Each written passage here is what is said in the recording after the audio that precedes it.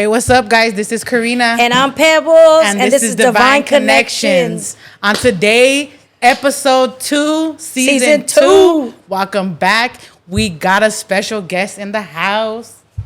What's up, everybody? My name is Jesus Friscolens. Shout out to Divine Connections podcast for having me on this show. Woo! Ooh, what's up? All right, we got Friscolens in the house. And if you know about photography, you know about Friscolens. He is known in the Bay Area. Shout out to the Bay Area. Ooh. So what's up, Frisco? Good to have you here in LA today. Thank you for coming out. We appreciate you here on our platform. No, thank y'all for having me. It's an honor to be here. I got a lot of love and admiration for LA. So cool. Yeah. I love that unity. And we got love. How was for the drive? It was long. It was long. We wake up early. I've been coming out here for years, so I kind of know. Oh, you come out often? Yeah. Oh, okay, that's cool. Like 3-4 times a year at least. Well, thank you for coming, man. This is dope. We appreciate it. Yeah, Yeah. definitely. So we want to know more about you, and I know the audience does too. So tell us a little bit about like where your parents come from. My family, we're from Cholula, Puebla.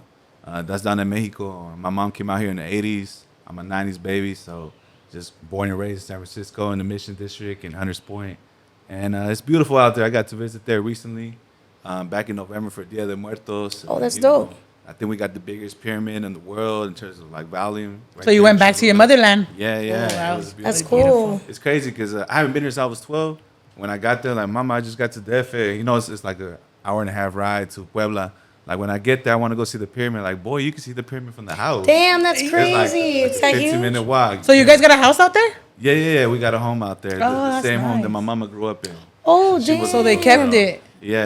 That's dope. So it was nice. It was beautiful. So at least you have the home for generations to come. Yeah. I'm trying to that's eventually get something out there. Hopefully. yeah. In Temple, but first out here, right? Yeah. So your mom came back in the 80s, and then she went straight to the Bay when she came out? No, she came here. She was out here in LA. Oh, yeah? I wasn't, here for that, but she was trying to get to New York eventually. Oh, okay. A lot of poblanos out of New York. So that was her plan? That was her plan. I'm glad we stayed on the West Coast, to be honest. With all due love and respect to the East, but this is where she ended up. She ended up in San Francisco. She got a job there. She went through a lot. Just being out here. So I'm glad that she persevered, and she's such a strong woman to be like a good mother to all of us. Yeah. Hell yeah. So Shout tell out to us, your mama. Yeah, shout out to your moms. Shout out to Mama Koba. Yeah. So tell us more about your childhood. Like, what was it like growing up with you, like in your household when you were a young kid? It was packed. It's 6 of us total, And Are you the oldest or the Siblings? youngest? I'm in the middle. Girl, boy. Wow. I'm like the middle boy. Now it was a packed household. We grew up poor. It was rough, just packed, sleeping in the same one bedroom, on the living room, on the floor, on the couch. And In the Bay Area, right? yeah, in San Francisco, in the Mission District, on Sycamore Alley. That's where I guess we bounced around the Mission a little bit. And then around 8, I moved to Hunters Point, which is like predominantly black neighborhood. So I've been there since I was 8, which is kind of like another home to me too. Just a little bit of both worlds. But even though, we were poor back then, like I didn't know, that we were poor. You didn't feel poor. Nah, I knew we couldn't have nothing. Don't ask for nothing at the start. Yeah. So I was just like. After a while, you stop asking. You just know. Yeah. But, when you look back at it, I appreciate everything my mom and my step-pops did to push us through. Like, for example, my dad, I used to go to my mom's job. She worked at some grocery place, and I'd be eating jitomates, you know what I'm saying? I didn't think nothing of it. I thought I like jitomates con sal and shit. And he was like, boy, we had nothing to eat that day. Like, I took you to your mom's job. You were like 4 or 5 because there was nothing to eat at the house. Dang. So you were eating jitomates. And I was like, oh, shit. Like, We You see didn't even crema know, with huh? To you? crema with jalapenos and tortillas. yeah. And then you don't even understand like it's poor food or whatever they call it now, that's Yeah. right? crazy. I Back mean- then it was like, this is good. This is I what my thought I was mama eating always like makes. some good ass snack. Yeah. No, yeah, so just those kind of things that you look back. I remember like as a little boy stealing, like little Kit Kat bars from Frisco every time we went over there. I don't know if you guys have Frisco over here too. What is it? Frisco. It's like Winco, like food, No. like Yeah, a market. grocery, It's a big grocery- market. oh, okay, Yeah, okay. okay. So shout out to Frisco. No, Hey. but It's a Bay thing. yeah, Serving the I don't food. know until I get out, right? Yeah. So you try where he's like, oh, we don't have that over here. I think the IE has Winco. Yeah. I never heard of that. Yeah. We see? got Costco. Hey, we got Costco. Hey, we got Costco too. Come down, I I grabbed the paquete de chicles that looked like it was in paper or something. You remember those? Whoa, yeah. Those square, and then little chocolates, and then just. What about the ones that were like cigarettes? You remember the gum? the Remember gum? those? They used to smoke. They used to do smoke. Like, What happened to Actually, those? the baseball ones, it was like chewing tobacco too. Yeah. we're fucking ghetto. Like smoking bubble gum You're already cigarettes. teaching us to be. Never mind. Go ahead. I remember. Hey. I'm flashbacks of everything. Yeah, You right. just gave me some too. Just grabbing my own stuff. I was like, well, fuck it. I'm not gonna ask you for nothing, but if I could get away with it. So there's a morito. I started like stealing little things, just to get by and stuff too. But, Yeah. yeah, Did you ever get caught? yeah. One time. Was- Uh, what happened? One time. Tell us Remember the that story, one tell time us the story. only. oh shit. Okay. He saw that was So- dumb. Memory Hey, it was last lane. week. Hold on. All right. I used to steal a lot. I was a little boy, right? In a greedy way. He was like, it was more than once. Yeah. So Mom, don't watch this. that these kids, they fuck it. They had little Pokemon cards, right? I was a little boy, and instead of stealing, I go through binders. Like when my stepdad picked me up, he's like, "Go get your backpack." I go inside and just pack it up. And then I had them. Then I'll sell it Hey, back. do you still have them? Nah, 'cause I you know don't- them I Wait, have you all of sell that. them back to the people you No, stole it when I from? got caught stealing, they threw all my shit away. This shit's worth so much money. Yeah, now it is. Yeah, I had a like lot- 15,000. Yeah, Like a and I had little multiple cards of those that are worth that much money. Nah, wait, hold on. I want to Yeah. get back to it. You were selling the cars back to the people you stole it from? Sometimes I'm going to steal your shit. I'm going to sell it back to you. You We're in like elementary this? school. We're like third graders, you know. He was hustling. He was Yeah, so eventually, I'm stealing from Walgreens on 24th and Potrero. I'm like 8 years old. My brother is like, Kike was like, "What's up, man? Come with me to Walgreens." I'm like, yeah. And I used to steal from KB Toys, Costco, or like it's simple. It's a little rip the package, stuff in your pocket, and you're done. But I was with my little cousin, and she could be like, "Oh, you're stealing." I was like, leave it to the kid. They always burn you. yeah, so Shut your I ass was a kid up. too, so security comes. He's like, "What's that in your hand?" I'm like, "Nothing." Like, "What's in your other hand?" I was like, "Oh." I'm Like, Houdini. I'm just playing. So yeah, Magician.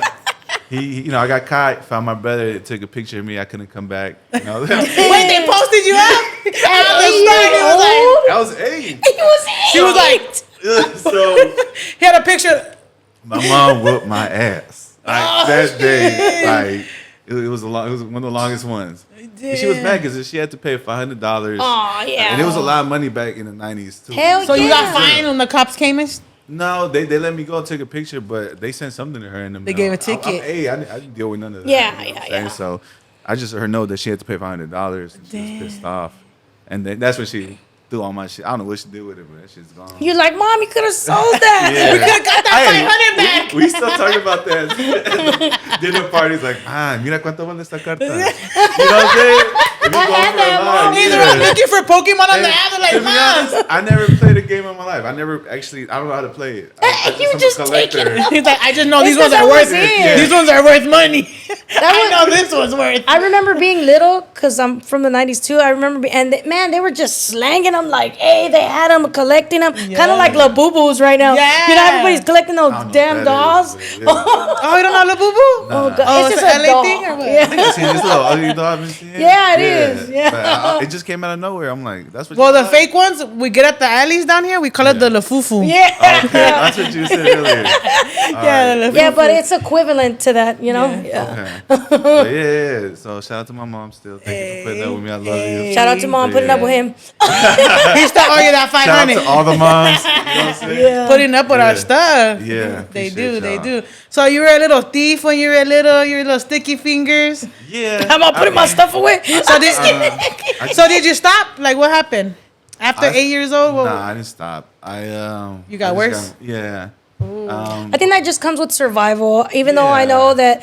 It's not right, kids. We're Yeah. not saying go steal. No, of course. But I not. think that has a lot to do with survival because I grew up like that with a big family, 6 of us, and we were poor too. So it's just like a normal. My dad would steal. Yeah. Like we would, that was like his job. Like Yeah. we would go and steal for survival. So Hell yeah. you know what I mean? It's normal to people It's like a struggle. us, or you know. I what know I mean? one time where I was struggling even in these days, not I even would in my help my mom's dad. days. I would help my dad steal. Yeah. Yeah, there was a time I was struggling. I told my girls like, "Hey, go to Walmart and put these shoes on and take your old ones off and leave them right there." Oh, yeah, And my that's dad used it. to make us do that. Like that's what we have to do. I Yeah. think like corporations got billions of dollars, Yeah. so they're They'll not be all worried right. about a Yeah. pack of diapers or wipes. I Yeah. think the most stolen item is in California was diapers. Wow. It's a necessity thing. So when they say like Dang. crime rate goes up and shit, like what are they stealing? And then that Why? tells you I right know. there, like people are willing to go to jail and risk just to get their baby some diapers. I remember I that's felt something bad. wrong with society. I don't think it's Yeah. that something's wrong with every parent or all parents. You know, if that's the number one thing being stolen,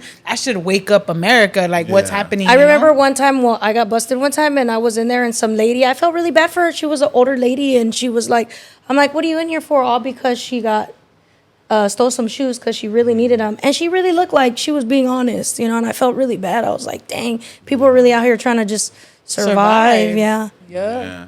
No, I remember being like in like first grade and having hella hungry. You know what I'm saying? And then like I'll go use the restroom and I'll grab a little something from like a juice from this lunchbox, a sandwich. I didn't just steal someone's whole stuff, but just little stuff, you know. And I just look back, like at the time I didn't care, but now I'm like, damn, that's fucked up. Like you were like 6, 7 years old. Yeah. You know, and then that's just like one brown boy. Like how many more like brown girls and brown boys like going through that even to this day? Yep. Yeah. Yeah. Hungry, so they gotta steal. Yep. Cause sometimes it's like the only way, and especially us coming up from the hood, sometimes we don't even like to teach ourselves other ways to make money. We just like, hey, you know what? We need this, and we need it right now, and this is the only way that we know how to get it.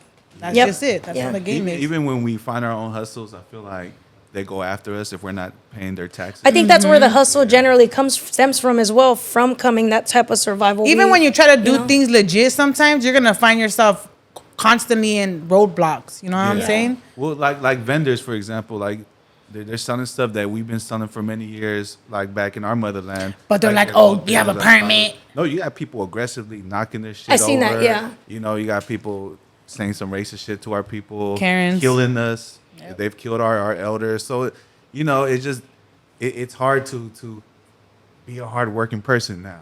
It's like we get criminalized for that, you know? At the end of the day, they don't care. They just want their cut in terms.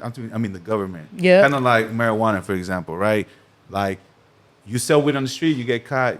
You know, they're going. It's not as serious as before, but they will, you know, charge you. But Yep. if you got a cannabis club and you're paying your dues and that's all they care about. They don't Yep. care if you smoke. Yeah, They don't if care you're illegal, If you do your drug tax dealer. papers, have you seen on the tax papers now? It says if you sold drugs. Yeah, it's been saying that. Yeah. Oh yeah, I forgot to tell you, I sold this dub in January.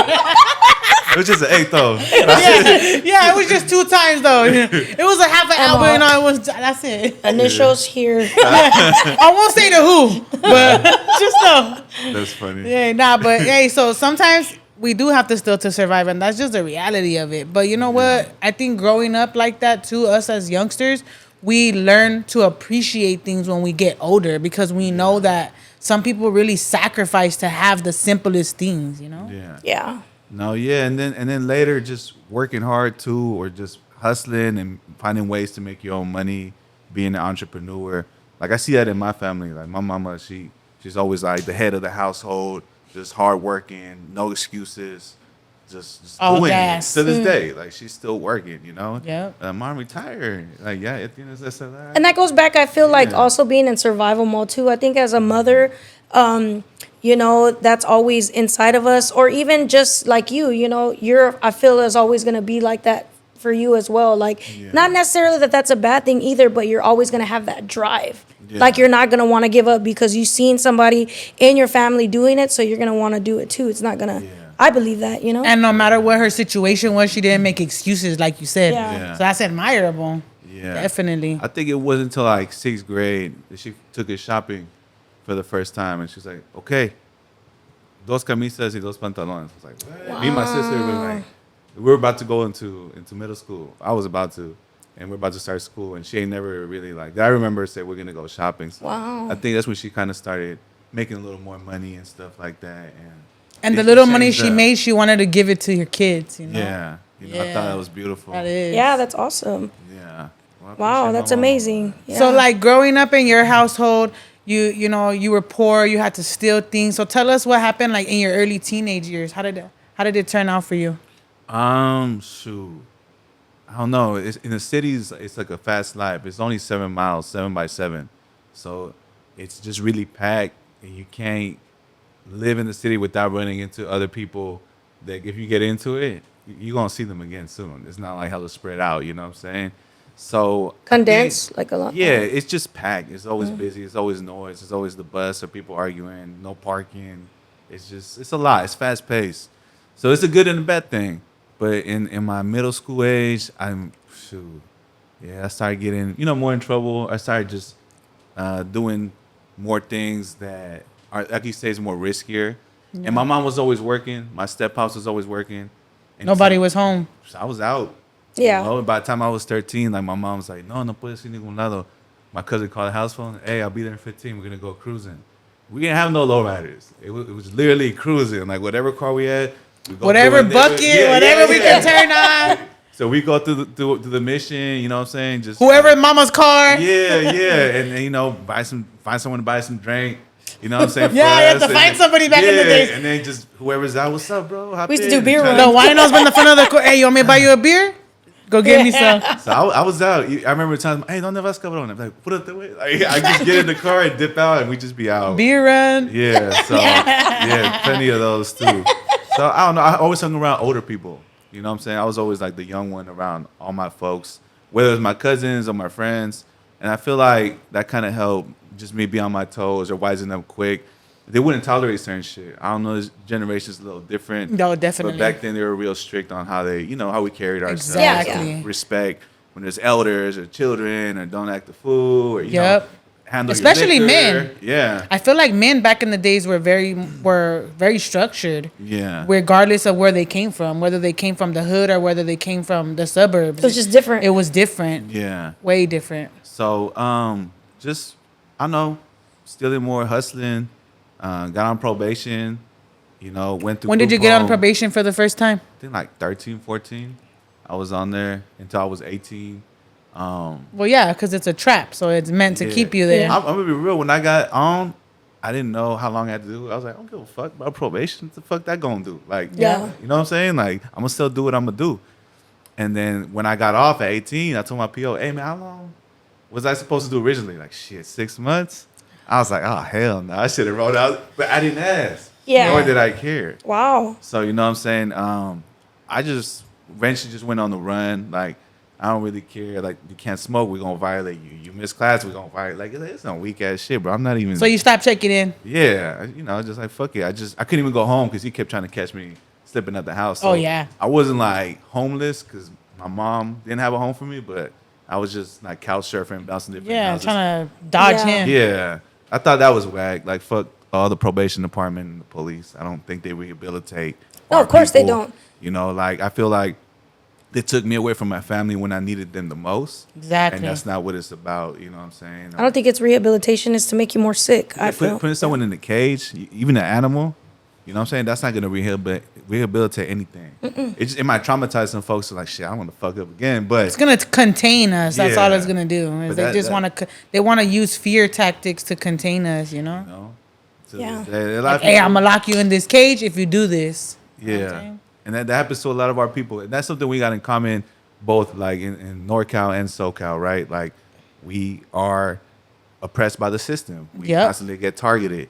There was a DEA agent, a black officer, right, who said that there's white youngsters, like college age, who use drugs as much as, or even more, than some black and brown communities.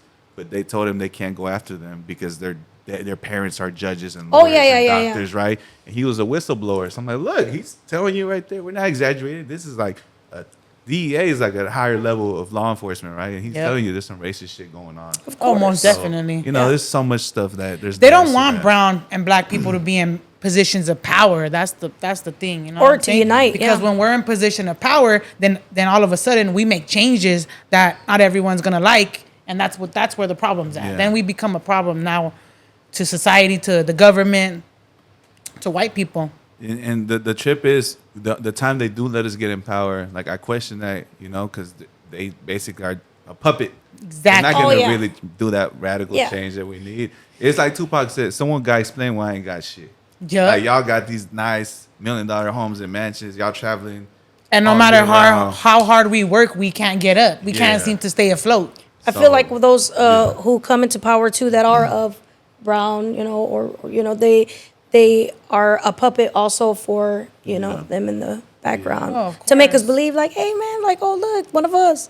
It's really not like that. Yeah, that's why I wanted to get into like some of your story, because how you said there's a lot of similarities with North Cal and SoCal. Yeah. Your Yeah. story as you're telling it is like sounds taking like- me back, and it like sounds like my story. Yeah, you know me what I'm too. I saying? related and to we're it. from Yeah. two different places. Like I was born and raised in LA. You're Yeah. born and raised in Frisco. Yeah. So it's like same age. That's why when I asked you when were you first on probation, like I was first on probation at 12 years old. So it's just crazy how it's like Yeah. it's just the brown societies. No matter where we come from, we're being targeted. You know what I'm saying? Yeah. No, that's true. I mean, just we're different, but we got a lot in common. Yeah. You know, like we come from the same motherland, a lot of us, you know what I'm saying? So like this whole thing with like immigration and patriotism and all that, it's like, bro, our bloodline, our ancestors been here for thousands of years. Yep. What y'all call the United States is a couple hundred years old for y'all to tell us we can't be here. Y'all got to get out, and this is how you got to be. You know what I'm saying? So I know it's a lot of hypocrisy going on. I feel like they're not just scaring, intimidating people. They are kidnapping our people. Oh, yeah. They're Oh, separating. yeah. They're past that stage, you know. And they're not just targeting criminals. No. They're targeting just anyone. everyone. There's people who were born here who got targeted and later released. I seen that, yeah. Like, that's some racist ass shit. But Yup. this isn't nothing Profiling. new. This is kind of what like this country was founded on. You know what Yup. I'm saying? Slave catching and stealing land. Like it's just Yeah. like, bro, if the root of the plant is rotten, you can't expect any like solid fruits to come from it. You know what I'm saying? So Yeah. we're just surviving here, you know, and a part of that is to keep us divided. Even like in the Bay. I'm from Frisco. You're from Richmond. I'm from Oakland. Like right here, I'm from the IE. I'm from Corona. I'm from LA. I'm from the Valley. Like, you know what I'm Same saying? thing, yeah. So, Same thing. just little things that I mean, I can't speak on like everyone's politics and stuff, you know. But every time I see brown folks, whether I'm here or New Mexico or Arizona, like y'all my people. Yeah. You know, that's how I see it. It feels connected, right? Like Yeah. you feel like you see a group of brown people and you're like, all right, I feel safe. yeah, I feel Yeah. safe. Yeah. like you know, So you felt my pain. So you've traveled, Yeah. obviously. Have you ever not felt safe? Like where you don't see no? Yeah, even in my own city, Really? sometimes, like, Yeah. you know, everywhere I've traveled. Here, New Mexico, Albuquerque, you know, Arizona. It's been some of the most beautiful times traveling, and then it's been some crazy times. Yeah. Oh yeah, we'll definitely get into that. We want to hear some Yeah, stories. yeah. Yeah. So tell us, after your probation and your group home, you mentioned you went into a group home. Yeah. So tell us what happened. Why? I just kept like ran away. I wasn't trying to check in with probation. Dirty P test with all kinds of drugs. So that was their experimenting. solution? Yeah. Well, he kept letting me get away with shit, but then he had a fucking fat folder. So when he came to the judge, he's like, "Look, this is what he got to go." And the thing was crazy. They asked my mom. She barely knew English at that time. Slowly she progressed, right? Now she knows a little more, but at that time, court jargon. Even if you know English, you're not gonna understand sometimes half the shit they're Exactly. saying. I don't know. Legal Yeah. terminology. Yeah. Yeah, right. So What was when they that? told her like, "Can you take care of your son? Do you feel safe with him?" She's like, "No, I can't. Honestly, I can't take it." That's okay, cool, boom. So they sent me away. I was locked up. Then they sent me just a group home for like 6 months, and I had to wait in juvie until I was able to. There was space for it, and it was just like another thing I had to get through because initially I was like, "I'm finna get on." Like as soon as they let me out, I don't care who the counselor is. I'm gonna just AWOL. yeah, straight up. But then I was like, you're in your own city though, bro. They're trying to send you to Stockton and Fresno. You might as well just ride it out over here. You know, it's not that long. You know, and I was like, fuck. But it sucked. It sucked every minute of it. I'm not gonna be like, yeah, I did that. I don't give a fuck. You know, it's like, nah, shit fuck with me. My birthday was in there, you know what Yeah. I'm saying? So that part of your life, though, what did it teach you now that you're an adult? It taught me that, and I said it earlier, like at the time where I needed my family the most, the system took me away from my family, thinking they had a better solution. Now some of the group homes that the one I was in and other ones they closed down. Yep, Trying all to the find juvenile more halls down here in restorative LA approaches. closed. So it just taught me that the system's not gonna solve your problems. That's gonna be from you and your people, from your family, and you can't fix your relatives. You could only work on yourself and help them if you could, but draw some healthy boundaries. So That's right. what I Yeah. learned. Yeah, that's cool. So when did you decide to officially? Okay, you got out, and you're not in the group home no more. Like, when did you decide old to? were you? Yeah. I turned 15 in there. I got out when I was still 15. Mm-hmm. And then I went to I went to like 8 high schools, so I was kind of 8? bouncing around. Yeah. 8 high. Wow. So it was always some shit going on. Sometimes I didn't even go, to be honest. I was like just enrolled there. But So high school seemed crazy for you, right? yeah, I ain't got no home. Like, you know, people are like, I went to this high school, it's my homies. Yeah, I know. I feel or you maybe on I that. went to 2. Me, it was just like I ain't even got a I yearbook was picture like, in my shit. Like I went to high school in juvenile hall. yeah, me too. My first year in school, Penny and Lane sophomore High year School, was a anybody junior. else? Oh my God. You know, and it was crazy. I remember this shit's hella funny. It's like a juvie story now, but like this is one morenito. I'm not gonna say names or nothing, even though it's years later. But he was like, he kept telling me, I'm finna get this guy. He had these little 2-inch pencils and shit. And I was like, okay, bro. I know you keep telling me. Like, I don't want to hear nothing, you know? And we're juvie. So folks really like politicking in there, you know, like, yeah, county and prison and shit, you know? But yeah, first day of school, we're just chilling there. We're kind of smiling like, a ver si este way. Oh my They were not gonna, you know? Yeah. He got up. He said, when I asked, I'm gonna sharpen my pencil. That's what I'm gonna do. I'm like, bro, stop telling everybody this shit. Like, but he was a show off. He liked that, you know. He was skinny and small, but he got up and it fucking 2-on-2. Like it was more like into Morenos, and we're just like, oh shit. And then condition B1. So you try to stab you? No, he hit someone in the head with the little 2-inch pencil. Damn. It was like It wasn't to you. It was no, they were just they- telling us like What? Kinda Wow. so I'm just like in my head, I'm like, damn, bro, it's my first day of school. God damn, like what the The fuck? first Like, day of school. I was just like, how am I go? I Like, can't have a normal life. I give up. so I mean that was me. That was them, you know. But it kind of made me realize that okay, maybe you want to be in a better place next year for your first day of school, right? You know. But yeah, I don't know. So you never were comfortable. That's kind of good, right? Because you didn't stay there. I've always been like, I like being free, and that means a lot of things to a lot of people. But like, I like being like as long as I'm not hurting no one, I should be able to do whatever I want. Yeah. And that if I want to travel, if I want to eat certain things, like You should be able to do that. it. You know what I'm saying? So if you're caging me in, I feel like restless or relentless or just anybody, and everyone reacts differently. You know what I'm saying? Some people they keep it cool, they keep their poker face, they do their time, they do their workouts. Some people are fucking crying all the time and shit, and we're kids. You know what I'm saying? Yeah, Some that's people are sad. fucking bullying motherfuckers, like just mad at It's the their own world. way of expressing what they're going through. Projecting. Yeah. You know what I'm saying? Some people just Hurt people. yeah, exactly. You know, we were kids, so it's crazy. Some of the kids that I was locked up with, like some of them passed away.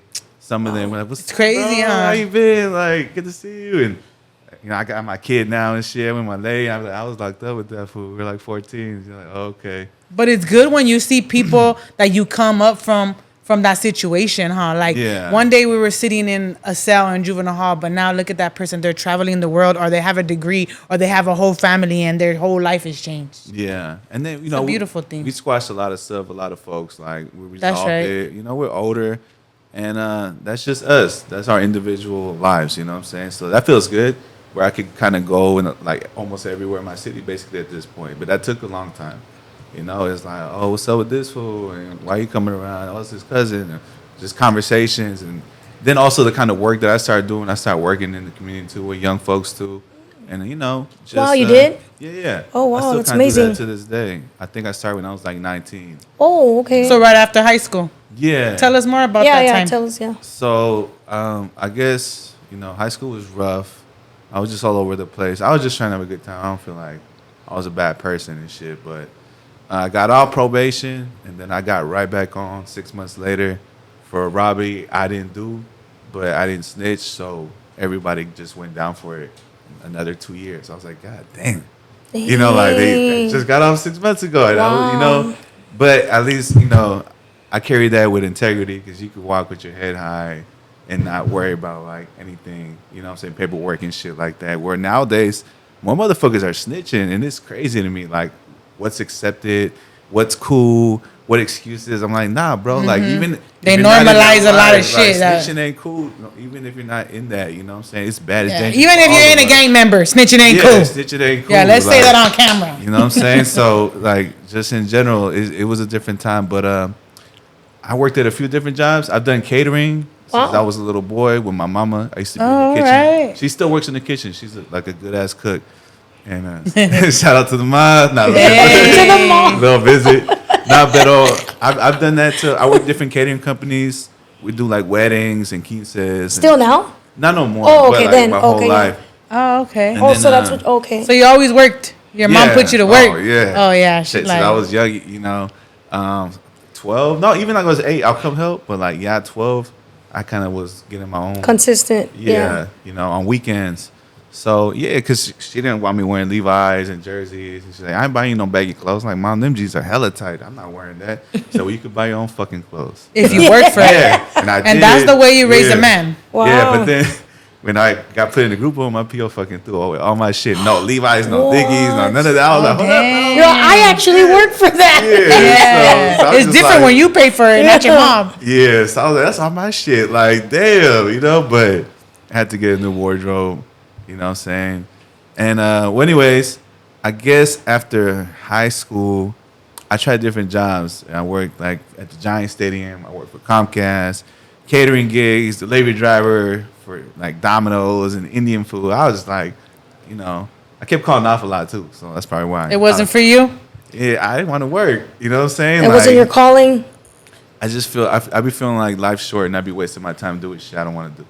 I don't want to do this Yeah. shit. When you have a job, when you actually feel good like this, you know what I'm saying? I don't know how it works for y'all, but y'all like doing this. Yeah. If y'all could do this every day and fucking survive off of it, I'm pretty Yeah. sure You would. that'd We be- would. Yeah, Is, you know what does I'm you do saying? feel that has a lot to do also with, like you said earlier, feeling confined? Like once again, because of most of Yeah. your childhood, like Yeah. 9 to 5 makes you feel kind of confined. Yeah, especially in Yeah. the office space. Yeah. You ain't leaving here all day. I'll be like, oh. It's like, no. Yeah. No more locked doors. Yeah, no, it feels like that. It does feel like that. I'd be So like, tell us, when did you first pick up a camera? How'd you get into Yeah, photography? since you weren't into no 9 to 5, when did you start? When was the first time you got your hands on a camera, or did you think about it? Was it a plan, a dream? What was it?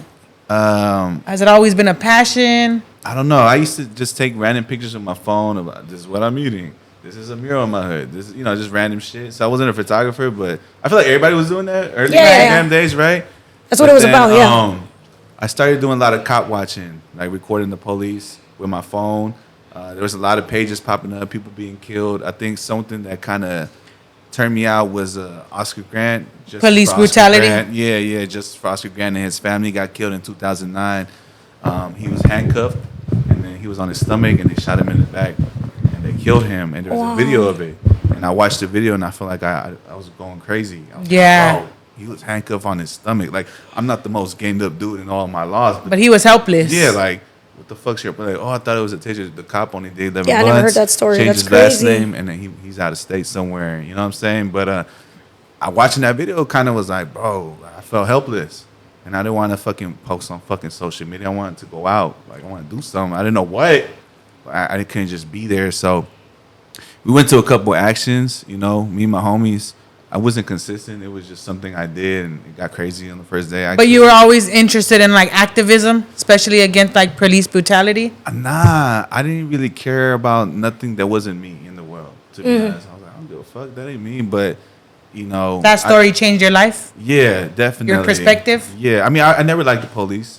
They were always jamming us up, fucking us up, and doing whatever the fuck they wanted. And I didn't know my rights back then. Now I do, so they can't do that to me anymore.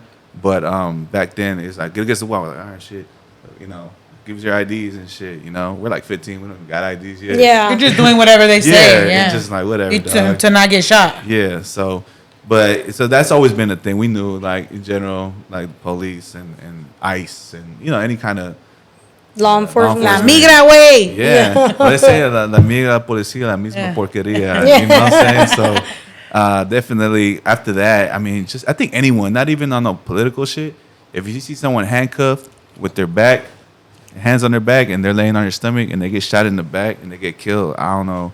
It ain't about right, left, or none of that shit. It ain't even about It's color at that yeah. point. It ain't about none of that. So it's just like that's wrong. crazy. So I kind of just that turned me out, but later, like in 2013, 14, it just people kept getting killed, not just like out of state and right here in our backyard. But the thing was only people that got killed in other cities and states. It went big. I don't know what was going on, but in our backyard, it's like people weren't. Nobody was broadcasting it. We were doing actions and doing what we could to bring attention, but it just no one give a fuck. Slipping You know through the what I'm cracks. saying? Yeah. Wow. So I think 2014 I started going out to protest, and it got crazy. I went to the town. Shout out to the town, Oakland, California, man.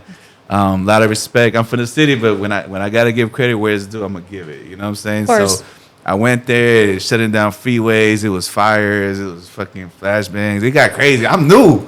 So I'm just like, oh shit, I'm on probation. Like I can't even get ready. I ain't supposed to be Yeah, here. exactly. You're like, You know what I'm everybody's saying? doing it. But I started seeing the police fuck people up, and I had to record that. And my phone was hella like blurry and shit. So I said, I need a camera. You know, so I had to save up. I bought a camera. I was like 23, 24, probably 24.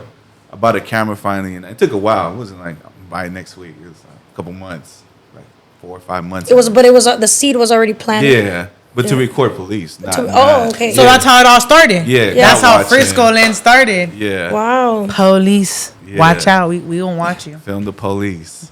So I think one time. Exercise your rights. Yeah. Just so you know, I'm recording you. Yeah. I just gotta tell you.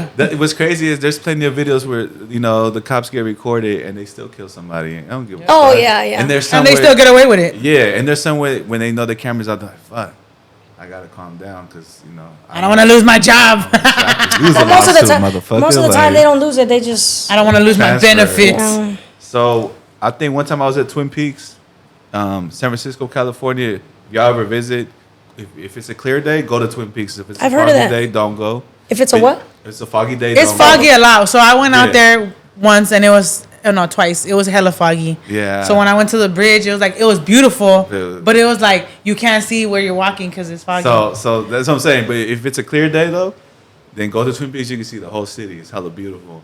So I used to go over there, smoke my little blunts and write shit or just decompress. Get away from everything. And then one time I was like, that's a beautiful ass view of the city. Like I wish I could take a picture. And then I was like, my camera's there, but that's for recording the police, right? For cop watching. I'm like, bro, that's your camera though.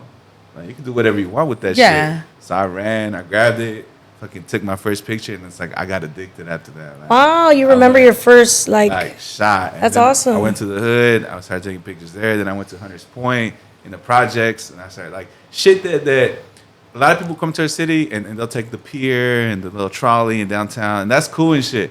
But they don't see what Frisco actually is. So I'm like, I'm finna just show them all that other shit. I didn't have no Instagram or Facebook or nothing like focused for this, but I was shooting. Wow. It was So a like big thing. street photography? Yeah. All right, Yeah, cool. That was my thing.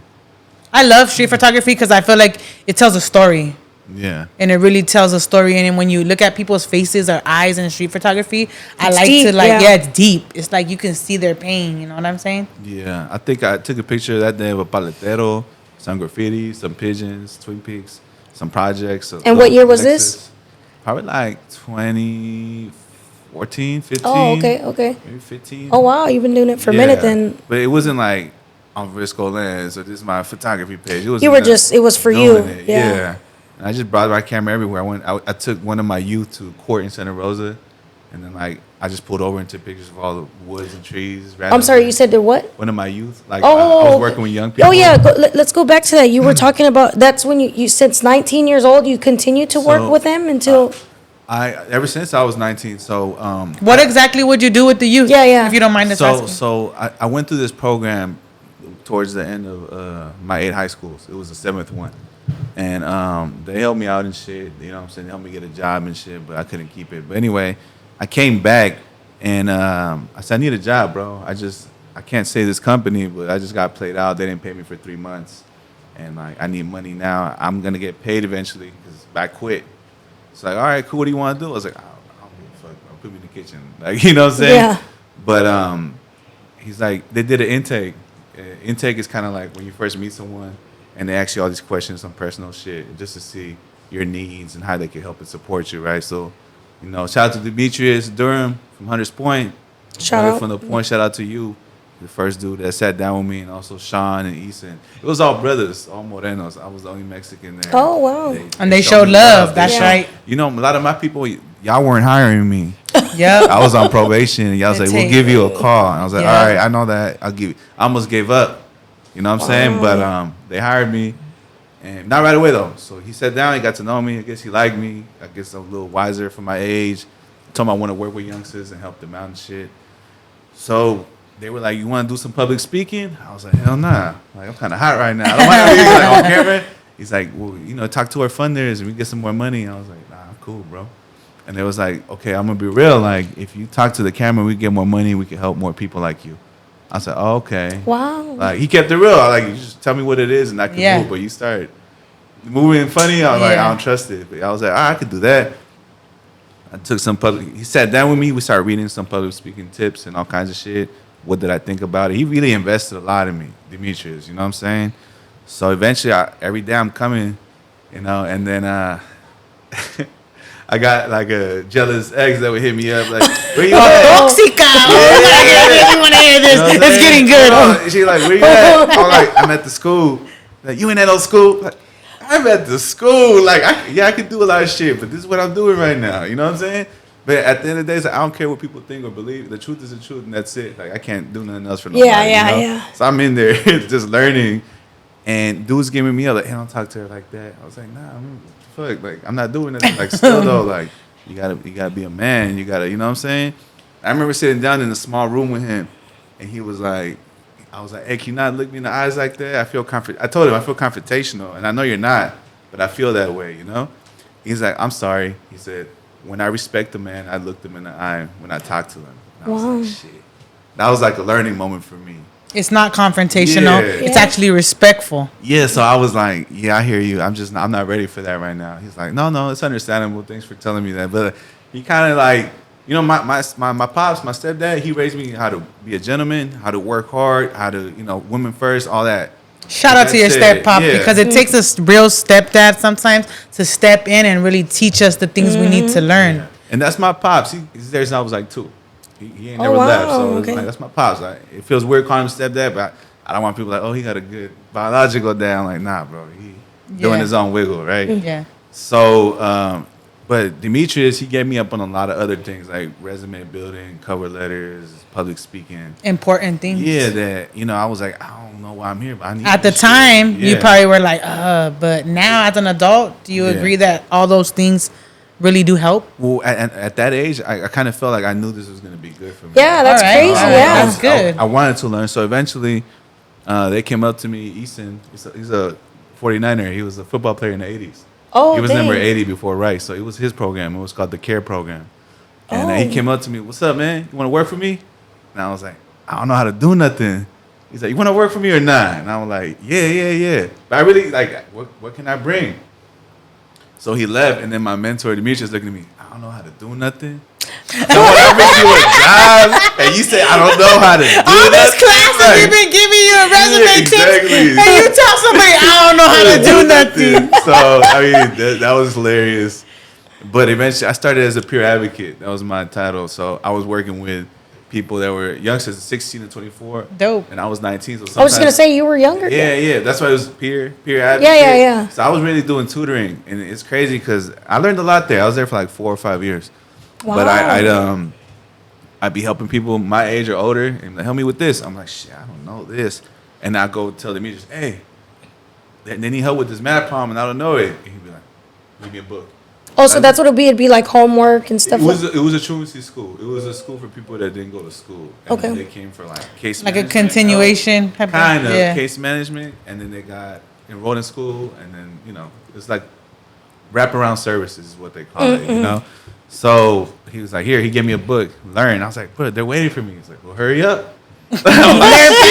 Yeah, Read fast. So they just kind of put me to the test, and he'll run workshops, and he'll have me sit in and kind of contribute.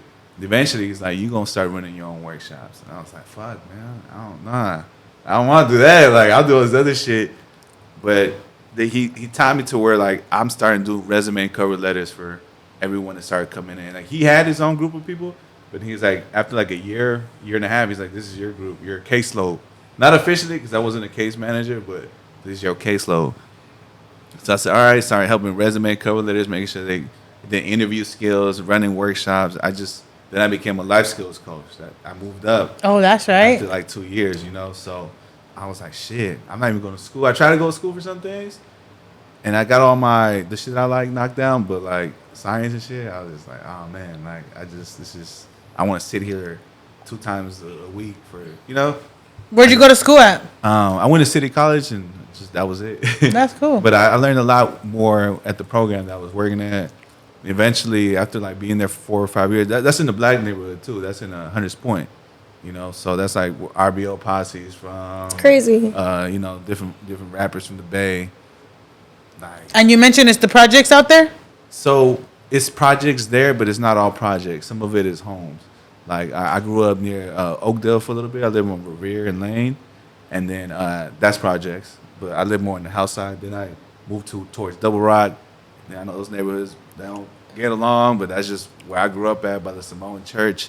So in all those neighborhoods, it's blacks and Samoans. So it's like they were always Just like out here. I was just gonna say that's like out here. I didn't know Just like that. out here. Yeah. Yeah, in LA, it'd be the same. Like when you go to the black neighborhoods, Yeah. it usually be mixed in with the Samoans and Samoans, stuff yeah. like that. Oh, okay. When you come out here to like East LA downtown, it's That's all right. mostly Raza, Yeah. Mexicans. You do catch black people out here, especially Yeah. more nowadays, and you do catch a lot of us out in the black neighborhoods now. Yeah. And then in the projects, they're doing like integration. So Okay. like they're throwing people that are usually from Watts and Compton and all that, they're putting them in the East LA projects. And then people like me that are from the east side, they're throwing us over there in like the Watts projects, and they're trying to like mix it up. Okay. Yeah. Damn, that could be a lot. Because when I first moved, it was rough. We were one of the first waves of Mexicans to move into the neighborhood.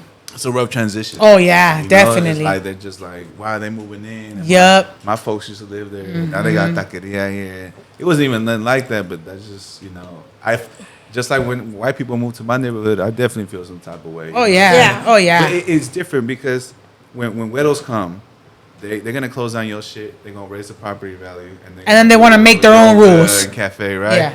When we come, we move out of poverty because we kind of got pushed out, and this is We what want to could come and afford. blend into your hood, but they try to come and take over ours. Yeah, so it's a little different, But I grew to love it. I learned a lot there too. So it kind of benefited me to grow up in the Mission District, but then also grow up in Hunters Point. Like I got kind of like. Now that we're on the subject, tell us a little more about like how the Bay Area culture is out there. Shoot, it's a lot of go-getters, entrepreneurs. It's a lot of ambition. It's a lot of like, I don't know. I feel like we do set a lot of trends, you know what I'm saying? And I feel like a lot of folks soak it up and blow up off of it, but we don't necessarily blow up off of it, meaning like hip hop or even just art or certain things, you know what I'm saying? We respect everyone on how they do, but you could tell when someone's replicating like some base shit, But I think in general, in the bad ways, everyone for themselves kind of thing, kind of like, I want my record label, I want my own label, I want my own company. And it should be more projects where like people work together and put that aside, But it's fast paced. The Bay is kind of like, I'm not going to compare it to LA, but you know how there's different cities in LA County, you can just bounce around 45 minutes that way, 30 minutes that way, Yeah. hour that way. So Frisco to Oakland is like, that's 20 minutes. Richmond, they're 25, but with traffic, 35, 45. San Jose's like an hour away, but with traffic, hour and a half. But that's all the Bay. Like, me, not everyone does this, but I bounce around a lot. Because I moved to Richmond. I'm out in Richmond, California now. We can't afford to live in the city. So I'm always Richmond, I'm going to Frisco. I work in Oakland. So I'm like, bang, bang, bang. So is Richmond like a more like country area, or what you mean like that's not the city? Richmond's just a different city in a different county, but it's not that far from us. But there's some dope ass people there too. It's not like a central area, It's like a basically. town? It's like more a like a town. town. They got their own thing going over there. You know what Yeah. I'm saying? It's just not my city. It's not Frisco. Like, Yeah. yeah. But they got a lot of dope stuff coming. I'm gonna be real too. Like when it comes to cities, like San Francisco has a lot of money, so they have a lot of resources. Oh. And I feel like Richmond and Oakland definitely need more money and resources over there. Okay. And it feels fucked up. It's like, damn, we're kind of spoiled over here, and and over here it's like there's hardly any programs I can send my youngsters to. Because when I moved to Richmond, I try to help people in that area too. And it's like it's only this program and that's it. And I'm like, damn. So out there, you think like for example, out here in LA, the culture right now is like FB County, lowriders, oldies, like that's kind of like the thing right now. Like, you know what I'm saying? Like the Grand Nationals, like everybody's driving old school cars, and it kind of got that thing going on. What is the culture looking like up in the Bay? The Bay. Is it always man. wrapped around music, hip hop? Hip hop has a big influence on a lot of things. There's always that collaboration. I think down here too, right? Of You'll have course. some lowriders and some music videos, Yep. collaborations, and artists. And for a while, a lot of folks were reaching out to me. Hey, I want a lowrider in my music video. I want it for this little sitcom show I'm working on. Can you get me one. I'm like, all right, you gotta pay him because first of all, it's a lot of money to even own the car. There's gas money. It's him traveling to your location. He has hydraulics. It's a convertible. You want a cheaper car? You know, like you gotta respect the culture. You know what I'm saying? Yeah. And in terms of like the lowrider culture specifically, like I remember like in the '90s when I was like a little 4-year-old, we're driving through the Mission. It was on 30th and Mission, and my dad, he was a cowboy type dude. You know what I'm saying? Botas, corridos, troca. That's who he was. So we pull up and we see this little like truck, and it just starts hopping like bah, bah.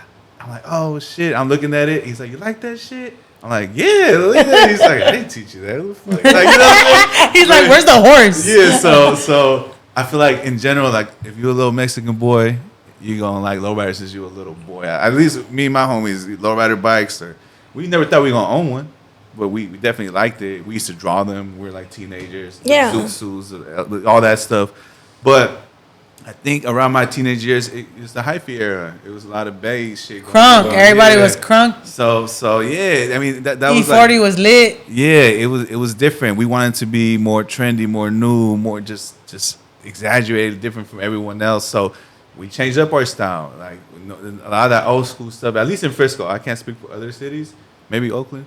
Like we wanted to like fucking grills and braids and just fucking tall tees and Jordans, all that shit. It was just like you wanted the newest shit. You wanted. And what's crazy is that wave came down here to LA. I was just gonna say that. And so it's crazy because people don't really say this or like to own up to the fact that came from the Bay, though. Yeah. That culture came from the Bay. The tall tees, the braid, the actually too the brown people wearing braids too and stuff like that. All of that stuff came from the Bay. So I mean, we just were trying to do our thing. And like San Ho homies, they kept it old school though.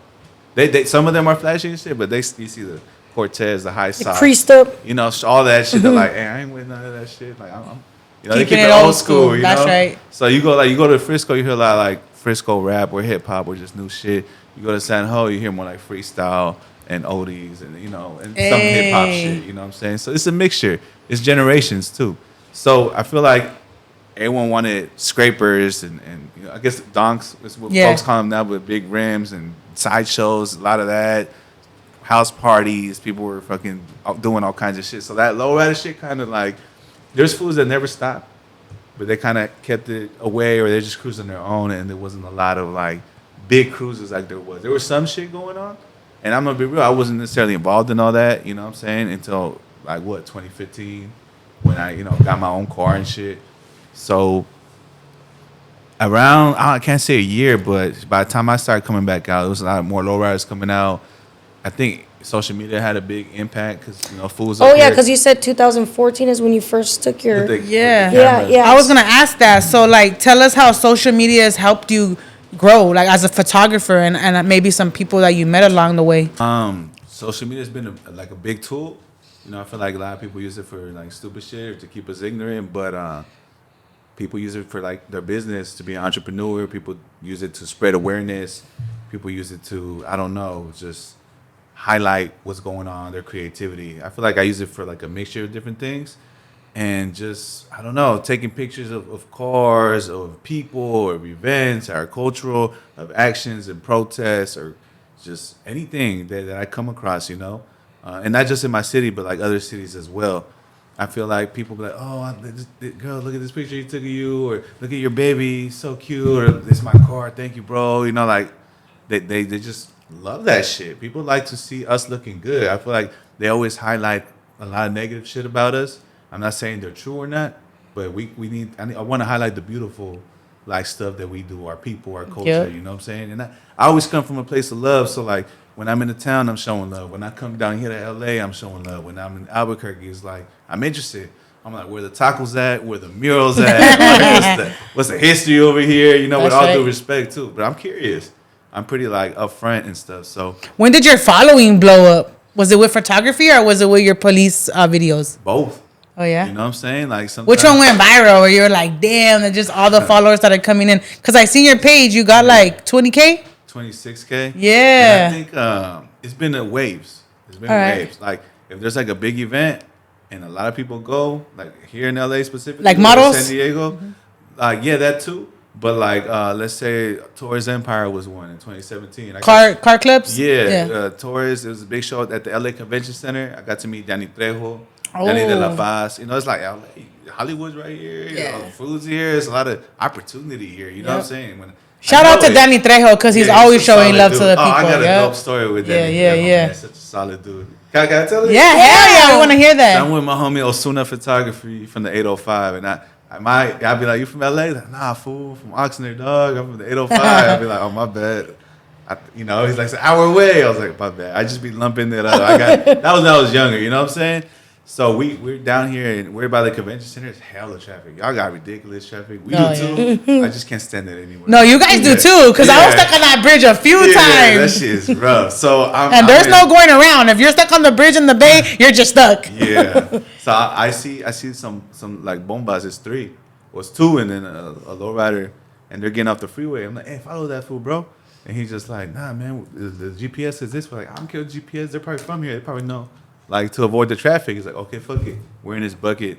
We pull up, and I'm recording them. It's 1, 2, and on the third one is Danny Trejo. I'm like, oh, shit. He's like, fucking camera got on. That's crazy. And then my homie's like, fucking fangirl, dog. I was like, hey, it's Danny Trejo, bro. Yeah. I was surprised. Hey, what's up, Danny? He's like, what's up, homie? And we're just That's like, crazy. oh, shit. So we're following him, right? Like, just recording it. He pulls over, and I'm like, what's up, bro? Jesus, I'm from San Francisco. I'm a supporter of your work. I admire all the shit you've done. I appreciate you. I always like to give my flowers to people before they pass away. Yep. I'm not going to wait. Oh, such a dope singer. Like, nah, bro, I'm going to tell you. Do it now when they're alive. To your face, bro. If you got balls to go do a lick, you go tell someone you love them, bro. Yeah. You know what I'm saying? That part. So I'm just chopping it up. And I always let people know I'm from the city, bro. Just know, like, I'm supporting and coming the way out here. And he's like, oh, okay, yeah, you know what, dog? We're going to go to the Torres Empire. I'm going to tell you you're my photographer, and we're going to get you in, bro. What? We didn't have to wait in line. We didn't have to go pay for parking. Wow. We didn't have to look for And all you did was catch him on the street. Yeah. So we followed Danny. Shout out to Danny. Yeah. Much appreciation. Now, don't forget Go check out his tacos in Hollywood. Yeah, we're going to go tomorrow. We're going to that's right. with it. Oh, so what? That's right. We got a little bucket, and we followed him all the way to where the cars are hopping, like right there in the hot pit where all the big people are at and shit, you know what I'm saying? So I was really appreciative, and like, I don't know, that's just one example. I met Puppet, you know what I'm saying? Big Puppet, Danny de la Paz. And he shot me out, said, yeah, bro, I got you. I don't think he's active on IG right now, but at the time, like, it helped out, you know of what I'm course, saying? Yeah. It's just networking. It's still dope as shit. Down here. And then there's certain cars, but certain people, like, I don't know at the moment. I know a badass car when I see it. But I guess they be known and shit. They're like, oh, that's so-and-so, and that's so-and-so. I'm like, well, whatever, bro. Take a picture. Like we got your calendars right here, and he has some fire-ass photography when it comes to cars. Like, sick as So can they purchase these? Go ahead and get you one. I had last year's from 2024, and I got this year's from 2025. Right. Yes. So we definitely want you to go cop Friscolens calendars. This was last year's. This is this year's. Look at Maze, though. Look at that windshield shiner, though. Yeah. Look at that one. I'm telling you. And I'm going to give you a little sneak peek for June. Those are both in LA right Since we're about to be in June. Yeah, because that's the thing I noticed in his calendar. It wasn't a bunch of Bay Area cars. It was cars from every part. Everywhere. That's dope. And I love that. So I love that. I'm going to be real, like when it comes to like low riding, like LA is definitely known for like being the mecca of it. So I'm like, I got to, if I want to, you know, venture out and make sure you cover LA. I used to do Albuquerque in Arizona. I got a kid now, so I can't go as many places as often as I used to. So I mainly just stay in Cali, like NorCal, SoCal, just up and down the coast and shit. But yeah, like Bay cars, LA cars, SAC cars, like whatever. Like you only got 13 like pictures you could put the cover and then the 12 months for the counter. So you gotta be really like. So right now that's not only the only thing you focus on is the cars. I know you. Yeah. What else? You say you do other things, right? I mean, I've done events for people. I've done weddings for people, but like I just do like boxing, something new.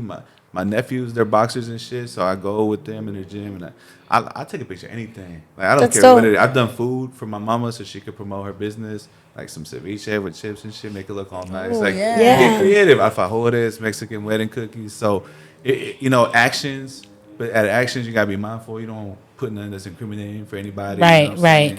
So, especially nowadays. Yeah, so just a little bit of everything. But I'm gonna be real, the low ride shit's what people want. That's what blows up. That's what people. That's what's in right now. I still post my shit, even if I know it's not gonna get as much love and whatever. Like I love my shit, so here it is. You know what I'm saying? Check it out. And if you don't like it, that's cool. But then when I post something that, like, let's say it's a lowrider or a model or something, then it's just like, Yeah. I was like, you Oh, see? Motto, we seen you took a picture of Bella. Shout out to. Oh yeah, shout out to Yeah. Bella from Books for Crooks, because we seen a fire photography that Friscolens took of you, Bella, with a dog. Where was it at? Yeah, that was at dope. Elysian Park at the Oh, Glass Elysian House Park. Fest. Oh, all It right. was like 2017 or 18. I don't remember the exact year, but I was there. It's my homie Mike. He loves glass houses, so he's like, "Come out here, bro." And this is Bella, and I met my other homegirl, Alondra, that was with her. She's from Santa Rosa. She's from the Bay too. Oh, that's And dope. then I just took a couple pictures, and it was a nice as a Doberman. It was a brown one, and she was holding it. You know, so I took one, and then yeah, it got a lot of love. People really liked that picture. I liked it too. It was pretty dope. She's really well known out here. That's why too. No, That's yeah, it, yeah, and that's just one of those things. If Yeah. someone's known, then that shit helps a lot. Too. Yeah, Yeah. of But it course. also, like, there's certain videos like on some like activist shit that I didn't know they were gonna blow up, or you kind of knew it. It's like, well, fuck, it is what it is. People gotta know this shit anyway. Just they're so deep. That's why. Too, So I yeah. seen you have a Cop Watch page too. Is that, can you tell people more about that so they can go follow you? Yeah, check out Frisco Cop Watch, and we started in 2017 with me and my homie Quipto. He's a Frisco rapper, activist. He did one of the Frisco 5 hunger strikers in San Francisco. They went on hunger strike for 70 days. Him, his mama, and like Ike and Selassie and Edwin Lindo. Frisco 5, y'all could look that up. And they got rid of the chief of police. With that's the highest ranking officer. And it was too many people getting killed at that time. And so they were like, we got to shut this shit down. There was a lot of community coming out. Lowriders came out too. People, skaters, fucking kids, moms, elders. Dang. And then we you know, they were camping out from the police station, the Mission Police Station. You know, Justice Felix Nieto, Justice for Luis Gongora, Mario Woods, Jessica Nelson, Amica Perez Lopez. Like, there's so many people. Say their name. You know what I'm saying? That they kill and they never get held accountable. We do some shit like that, or not even as bad, and they throw the Yeah, whole fucking yeah. Faces all over the that news. shit, you know. But when they do it, like, they still keep their jobs, and it's like, murder is wrong, bro. I don't give a fuck about no law, none of that. Like, you don't have that right to just go and kill people. Of course and not, no, do yeah. whatever you want, you know. But Tell us about the importance of artists speaking on these type of things. I think it's important for folks to speak up, especially if you're like an influencer or an artist. Like, well, influence the people. Do something productive. Fight for our people, because like they're looking at you. I'm keeping tabs of y'all, bro. Just because I don't say nothing, like, I know who ain't saying shit. I know who's crossing picket lines. I know, you know, and it's fine. I don't expect everyone to be like me or like anyone On the front else. line? Yeah, that's cool. But there's different ways you can support and educate yourself. A lot of people just say anything, whatever the news says. Don't just believe that shit. Do your own research, but speak up. If you feel like something's wrong, speak up. Don't be scared. At least you could die with integrity. You know what I'm saying? Don't be scared to speak up. If something's wrong, if you don't like little kids getting killed in Palestine, then say, I don't like little kids getting killed in Palestine. I don't like that American dollars go to Israel so they can continue killing kids, not just like everyday like soldiers and shit. Or Yeah. I don't like seeing our vendors get killed. I don't like seeing them get robbed. There's corporations with billions of dollars and you want to rob vendors with a couple hundreds. You know what I'm saying? Basically, Like, to bring awareness, you want yeah. people to know. Whatever that your we thing don't- is, whatever your lane is, whether it's immigration, whether it's land bag, whether it's free Palestine, whether it's black and brown unity, whatever your thing is, just speak up. Because people look up to you. People you don't know, you know, probably admire what you do. And it's dope you can have artists and aesthetic. And it could have some negative influences, but that's fine, bro. Always stand on some shit that's like from your heart and that's real, you know, like, I don't know. I feel like I'd live like a coward if I didn't say shit. I don't Yep. care what people think. It would eat me up. You know, I'd be like, oh, man, I should have said something. Fuck. When am I going to say something? I'm like, nah. You feel like you're the Say voice something. for the. Yeah. Yeah, that's dope. And the thing is, I'm not a reflection or representation of all brown people. Everyone's different. Even us in this room, we're all just different. But, you know, we got to just find ways to support and build together and not divide ourselves over course. politicians that we never met, nor that they give a fuck about us. I'm going to build with you if I see you every day in my neighborhood and in my life, not some dude that has never been down here or gives a fuck what happens here. You know what I'm saying? So, I don't know. I feel like it's important for artists to speak up and use their platforms. It's disappointing what they don't, but I'm patient enough to wait for y'all and use your voice. It don't gotta be all the time, but at least when it's when it counts and when it matters. Me, I do waves. I'm gonna let y'all know now. Like I post a bunch of like shit that Political? people, no, like this, like lowrider. And then when I see a lot of people are watching, boom, I hit him with hella political shit. Like, Hey. y'all up now. I let y'all watching this shit. Now watch. You want to see Yeah. this pretty model? All right, then you're gonna hear this about Yeah, Palestine and it's right just now. like- But I think that's what gets the people to be able to view it and be aware, because if you don't, I feel like that's so what I like to practice, because I do tattoos, but I also like to practice a lot of mindfulness. You attract them by, I'm doing the tattoos, but hey, guess what? Let me tell you some positive shit that you could use later on in life. So that's how you got to reel them in. And I think that's a good idea. You show them that what they love, it's our culture. And then boom, you hit them with like, hey, look, but check this out, and bring awareness to this or that. So No, yeah. mindfulness is important. Yeah. It's very important. Yeah. I think that's dope. Yeah, that's how you got to do it. You mentioned you have a kid, so get a little bit into that and tell us like when that happened in your life. We skipped that part. My son also. Was it with the toxica? Wait. Nah. my lady I'm with now. We're, All right. we're working it out, trying to do the whole family thing. That's That's awesome. right. He's 3 now. He's gonna be 4 in October. It's the most beautiful thing in my life. I love you, son. I love you, Ocelot. And Ocelot means Jaguar Warrior in Nahuatl, which is our indigenous language for the Mexica. Our language. Yeah. Yep. There's different tribes in Mexico, but my Yeah. Gula is Mexica and My Maya. father's too. Ocelot, that's his name. And Koba, which is also an indigenous last name, it's my mom's last name. So we're carrying on that. It is a full indigenous name, and that's just reconnected. dope. It's just not being ashamed. It's like, what kind of name is that? Like, you know what I'm saying? And something he could be proud of. And he likes his name too. So he has his hair long. You know what I'm saying? He's fucking funny. My son's hilarious. And he's like me. I used to like fucking with people when I was a kid. I get in trouble. He be doing it. For being silly? No, like fucking with people. Like he likes to Pranks? get their reaction. Hey! Yeah. So he's a beautiful brown boy. I tell him that mijo, you're brown and beautiful, and I love you. You know what I'm That's saying? right. I need you to know that. He's like, that brown and beautiful. I'm like, that's right, mijo. Yep. Like, so, because growing up, folks make fun of you if you got some brown skin, especially Yeah. during the summertime. Like, that's preta. Or this Oh, is, yeah.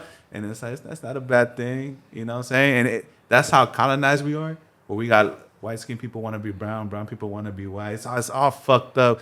We're not Latino, we're not Hispanic, we're not Chicano. Like, We don't talk enough Spanish, even though Spanish wasn't our native language. Yeah, We don't talk no. enough Spanish, so we're not Mexican enough. we can't come to an agreement on who we are and how we're gonna move forward. But that's how they did some deep shit. Yeah. That's how they did our people. Exactly. That's how they keep us divided and arguing over stupid shit. instead Yep. of- That's how they keep us powerless. Yeah. You know? Yeah. That's how they keep us powerless, is by dumbing us down a little bit, and spoon feeding us. You know what I'm saying? So yeah, I've been with his mama for over 5 years. Hey, shout out to baby mamas. Yeah, just one. Hey, that's right. But shout out to all of them. Shout out to the one baby mama gang for the baby, because we ain't part of that gang. I got no judgment for nobody. It is what it is. You know what I'm saying? It's all love. I know, I'm like, because Yeah. we ain't part of that gang. Hey, it is Hey, what but it kudos is. to you. You got some self-control, and I admire that. All right. Oh nah, my but for God. real though, shout out to baby mama, shout out to your Yeah. son, shout out to your beautiful family, man. Thank you. I appreciate it. Yeah. Is there anything that you would like to share for the youth, since that's who you actually are always going towards, especially? Is there anything that a piece of advice that you'd like to give them growing up? How you did, maybe how they can keep strong mentally, because it sounds like you Went through a lot of things. and you were mentally. strong through it. Always be yourself. Don't try to be a people pleaser, because then you'll never be happy. You know what I'm saying? If you're like, oh, I got to put on this facade for this person and this for another person, like, when are you going to be you? When are you going to relax and just be proud of who you are? Even if you're fucking weird, it's all right, bro. As long as you're yourself and you're authentic, I respect that. I done met so many different kinds of people, you know what I'm saying? And you're happier that way. You're happier, you got a better immune system, you live a longer life, you have more joy, you put positivity into the world. And, acknowledge there's going to be some fucked up shit, happening to you as a black or brown person, you know what I'm saying, whatever. Just because you're a good person, it don't mean that life's going to be great. Sometimes fucked up shit happens to good people. So just take time to think, relax, don't just react right away. Like, give yourself, you deserve the time to think and breathe and relax, and just don't react right away. Even in them situations where it's on the spot, think about it. It's like, I'm gonna fuck this fool up. It's like, but then he's gonna try to kill me. Then I gotta kill him first. I'm gonna go to jail for life. Then it's gonna be for my kid. Like, think. And then it's like, is it worth it? It's like, nah. It's deeper than they think. It's like it ain't even worth it. I'm not a coward. I feel like a coward for not doing nothing. But unless you touch me, like, I'm keeping it pushing. We gotta retrain our mind off of like us feeling like that. Yeah, that's a lie. We're like hyper vigilant, or always like, you never know what's gonna happen. But I think something I work on, like, you can tell motherfuckers been through shit sometimes. Some people are frightened, but sometimes motherfuckers got that look. And now we just be like, so basically you tell them like patience. They need to have patience, and give themselves time to think with themselves. Be patient with themselves. You could be a man, you could be a youth, you could be a woman. Like, give yourself time to think and just relax. And they say it takes 17 seconds to change your mind. So you got 17 seconds to like rewire it and say, I'm not gonna fucking. I only got 3. It's like, what the hell? They got 3. 1, 2, I'm done. So we're gonna work on that. So we're going 17. That's a long time.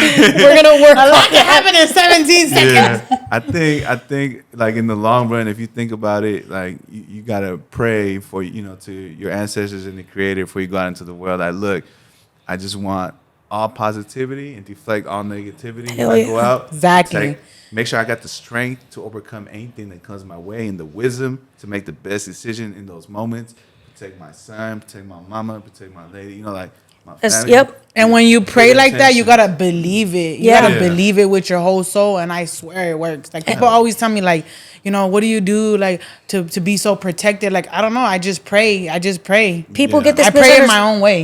Yeah, people have this energy because you can't see it. It's there, and that's very powerful. What you just said, nobody knows about, calling on your ancestors for protection, and I think that's very important to just, protect. We gotta incorporate that more into our lives. Yes, I especially agree. nowadays. They talk back too. Like, when I check in, like, man, I feel fucked up. I only check in with you when I'm going through shit. Like, we're always here. Yeah. Like, always here, even when you're not That's thinking. right. Yep. So like, we walk with you, But you gotta live wholesome, because when you fucking up, they're gonna tell you, hey, motherfucker. Yeah. Not only that, when we pray too, like you were saying, what really caught my attention right now, you said like deflect the negative energy. Mm-hmm. Whenever I pray, I always say like, even people that wish bad on me, please, like, put some positivity or some love in their heart, because we don't have time to be praying on negative things for other people. So one thing I will tell you, it's slightly along those lines, where it's like, I don't really got people that I consider enemies besides like white supremacy in the system and people that uphold the shit. It could be your own people,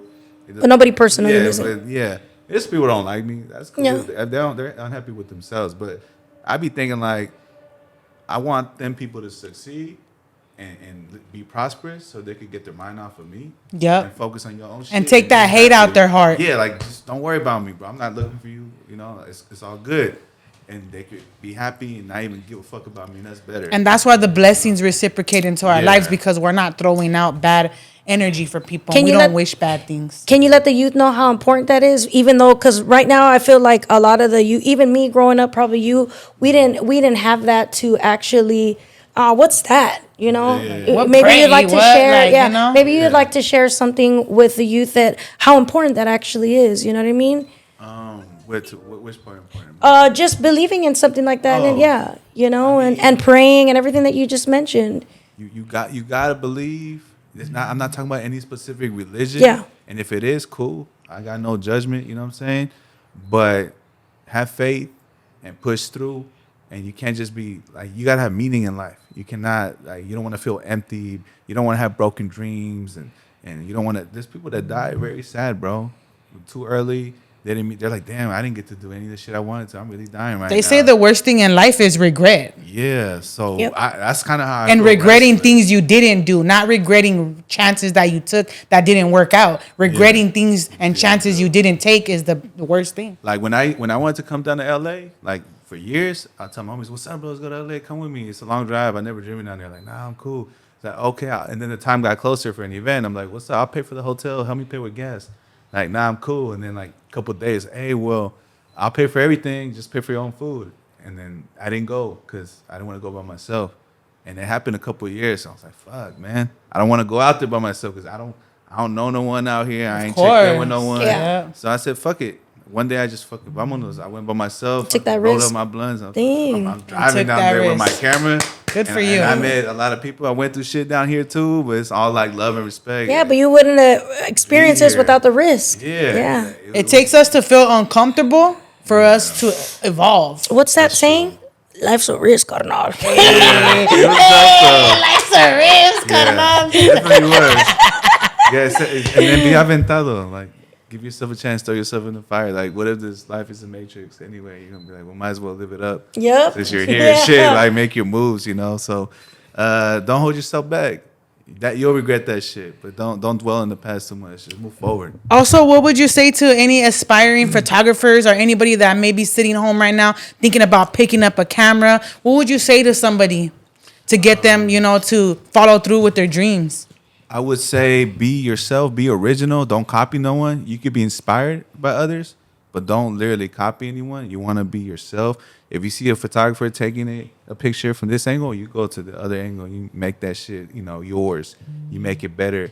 And don't compare yourself to nobody. You're going to go at your rate. You're going to go at your level. And if you're persistent and you're hungry, you would be researching that shit. You'd be watching YouTube videos. You'd be asking questions. Like, but you go at your own pace. Don't worry about nobody but yourself. And love that shit. Have fun with it. Whether it's photography, boxing, sports, poetry, anything. Just love that shit. Enjoy it, right? Life's too short. Whatever it is you do, enjoy it.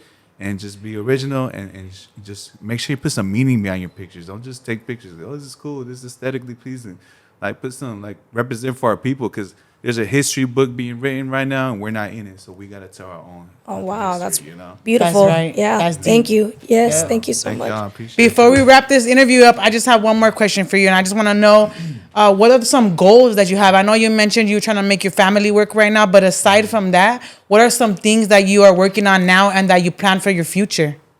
I want to work on a book, like it's photography, but it's like a black hardcover book, and it won't be just lowriders. It'll probably be like 20% lowriders, but it'll be like people, cultural events, hoods, and just graffiti and just shit that I've traveled across from all over. And I don't even know what it's gonna be yet, but just I'm having an idea. I already got like archives, but I know that shit costs money, so I got to figure out the best deal. I want a good quality book.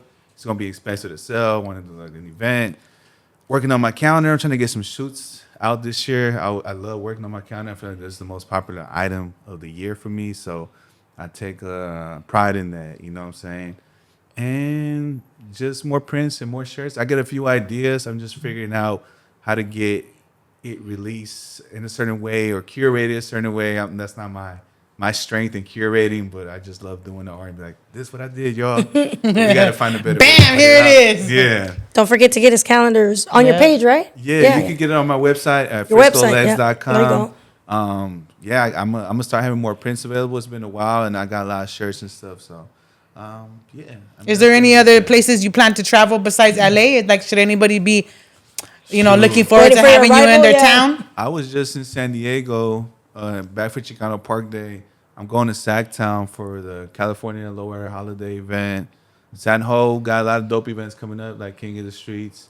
I'm definitely going to be in my city, but not necessarily for events, just everyday general shit. Like, I like cars cruising on every Sunday than just for an event once a month, once every 2 months. Like, it just feels more homely. Yeah. It feels like, oh, it's kicking in. We're going to get some tacos. Yeah. It's just kicking it, oldies at night. So in Richmond, we summer, I help organize Richmond Cruise Nights out there. Yeah, with some of the homies summers. out there. So, Summer's here, I live huh? in Richmond now, so Hey, I well, just press hopefully on in my the car. future, Divine Connections could come up Yeah. and join you for one of your events out there. That'd be it'd dope. We could maybe Yeah. do like a live podcast, get some people to answer some Yeah. questions, Invite or us out maybe there. interview people. Yeah, I got a few lowriders. They'll be down to interview some of them a little more timid and shit on camera, but they be talkative when they're not on. Like, I guess when people see the camera on, they're like, oh shit. We got like that at first. Yeah. And it's a real thing. When the camera goes on, it's just like, Yeah. it's a whole different vibe.